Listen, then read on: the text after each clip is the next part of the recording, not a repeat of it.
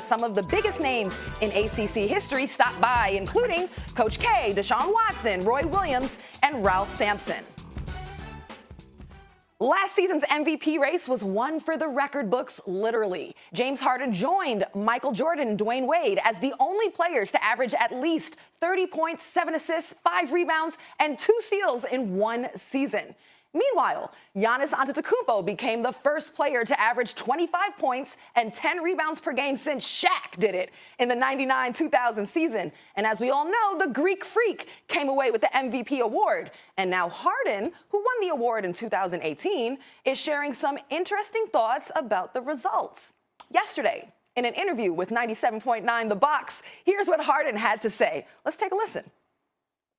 Once the media, they create a narrative about somebody from the beginning of the year, I think they just take that narrative and then run with it the entire year. Like, I don't even want to get into the details, but all I can do is control what I can do. And I went out there and did what I was supposed to do at a high level. You know what I'm saying? A season probably, it's only a few other seasons that anybody's ever done that before. All right, guys, do you agree with James Harden that the media narrative affected the MVP race? Is his point that the storytellers have influence over which characters are focused on in the story? If that's the point, the answer is yes, he's right, and he is one of those characters. And the story on James Harden has not changed much, although it has a little bit. People like me acknowledge that his defense has improved.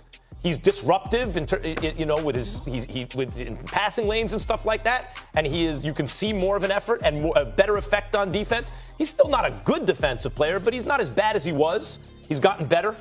His offense, everyone said, is historically great. Of course, we live in an era where right now in the NBA, if you're a primary ball handler, you will put up better numbers than ever before. Then since that crazy season when Wilt averaged 50 points and Elgin Baylor averaged 37 and Oscar Robertson averaged a triple-double, we're in that kind of era now. So Westbrook had average a triple-double for 3 consecutive seasons because he's great, and the primary ball handler gets to do a lot more now, and that's James Harden, who's also great. James Harden wasn't quite as good as the Greek Freak this year, but that's not why he didn't win the MVP award, because people were framing an MVP conversation. In fact, we're much more sophisticated about identifying who's the best than ever before. And I don't know what Harden's complaining about, because it's always him or another dude. Like, if you said who's the MVP of the regular season, over the last 3 years, he'd win that award. It's always Harden or this guy, Harden or Steph, Harden or the Freak, So he's getting exactly the credit he deserves. Exactly. No more, no less. Harden went through a stretch where he had 5 straight months of 50-point, at least with one 50-point game. He scored over 40. I don't even remember how many times he did it. The brother averaged 36 and 6, for crying out loud, on 44% shooting and 36 from 3-point range. James Harden was my league MVP. I understood why the Greek Freak was going to get it. And I think at times it appears, based on what James Harden says, that you have a point, because people get caught up in this guy is that dude, and they stick to it, and it's hard to move them off their position. But I don't think he should speak about it with the cynicism that he gave it, because James Harden was a league MVP before for the same reason. We looked at him and how he performed. One could make the argument he should have won the MVP the year before he actually did. Then he came back and did win the MVP. Then he finished in second last year. The Greek Freak won more games. They were a number 1 seed in the Eastern Conference. He was a monster on both sides of the ball, both ends of the floor, whereas James Harden obviously did it offensively. My case for James Harden being the MVP, Chris Paul missed 24 games, Clint Capella missed the shared games, Eric Gordon missed the shared games, Trevor Ariza was let go, and they let him go and land in Phoenix for 1 year, $15 million deal. I never thought they should have lost Trevor Ariza. And James Harden, after starting off 11 and 14, said, give me the ball and move out the way. I've had enough of this, and took the hell over. To me, that's what MVPs are made of. In doing so in the Western Conference, he deserves a lot of credit. What he has to be mindful of is that you have to understand, and here's where his argument makes a point, by the way, real quick. Luka Doncic, we were talking about him Rookie of the Year. I remember coming on there and saying, I don't even want to see nobody else.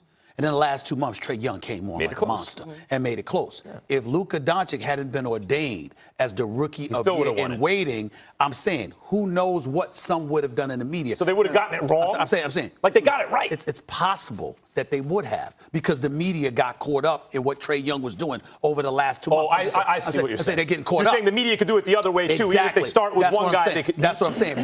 But what James Harden has to do is appreciate that as being a part of it. You know who it applies to, though? It doesn't apply. What Harden's point, there's some validity to what he's saying. Yeah. It applies to Steph Curry more than Harden.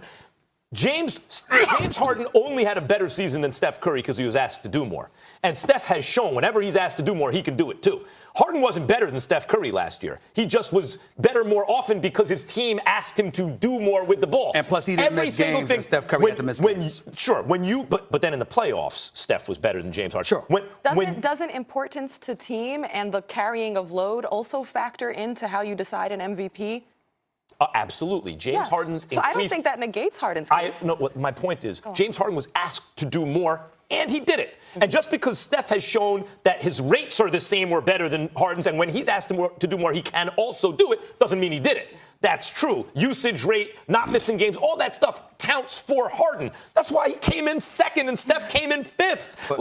The stuff that he's talking about, actually, you could apply that more to a player like Steph than Harden. But you do have an obligation to take into account what somebody is asked to do, because sometimes people are asked to take a lesser role. Sometimes they're asked to step forward. Sometimes they're asked to shoot more. Sometimes they're asked to shoot less. You have to take into account what your job description is.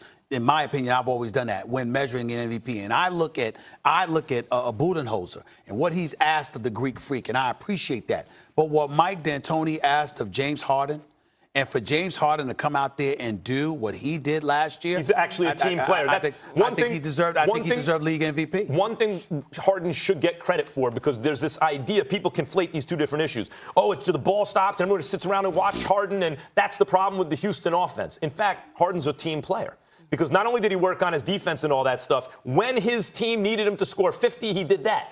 When guys came back and he needed to take a little step back, he did that. Just because a dude scores 50 points doesn't mean he's not a team player. He's a team player. I'm giving him credit for everything he deserves. He was the second best player in the regular season last year. Not about narrative, it's about what happened. I think it goes close both ways. Either Giannis or Harden would have been absolutely deserving MVP candidates. And Stephen A., like you, last season, I had a vote for the postseason awards as well. And I voted Harden. Postseason? Yep. I voted Harden MVP. No, not in the postseason. But you're talking about league MVP. For the league awards, league MVP. And I went on statistical dominance. I went on historical significance. During that time, all those players you mentioned were injured. He went on that 32 straight games of 30-plus points or more. Then I went on how much importance and load he was managing for the team. If he wasn't there, what would happen to the Rockets? What would happen to the Bucks and if then, you take free I think they would have been a playoff team in the East. I still think they would be very good. I mean, literally, G League players were coming in to help the Rockets. And then finally, also feel like we're at all these games. I see Stephen A. all the time. Like, you could just watch a game and be like, yo, Harden, you can't stop this man. And can't stop him. Can't stop him. Until the playoffs when he can't win. Well, I will tell you this. Now, that's valid. As crazy as this sounds, he's got to do more playoffs. And obviously, if Harden was in the same position Milwaukee was in against Kawhi Leonard, I'm saying Harden would have smoked him.